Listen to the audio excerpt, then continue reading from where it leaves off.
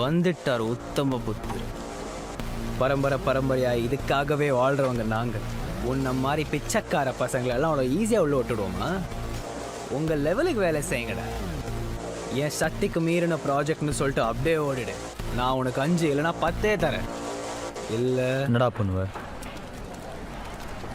ஏண்டா வெள்ள பண்ணி எந்த வேலையும் செய்யாமல் தகுதியான படிப்பும் இல்லாமல் உங்கள் அப்பா பணக்காரங்கிற ஒரே காரணத்தினால நோகாமல் நேராக முதலாளி சீட்டில் உக்காந்த உனக்கே இவ்வளோ திமிர் இருக்கே.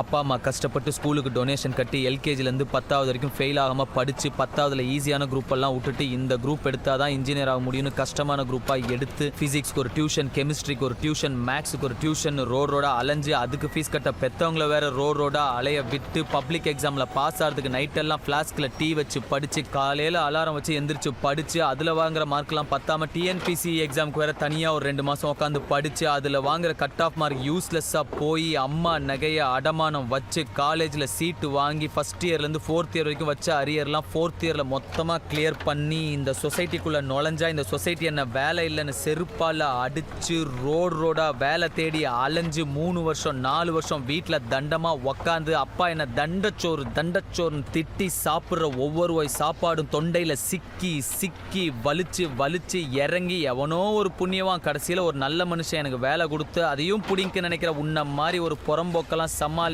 இன்னைக்கு உன் முன்னாடி நின்று பேசிக்கிட்டு இருக்கிற வேலையில்லா பட்டதாரி எனக்கு எவ்வளோ திமிரா இருக்கும்.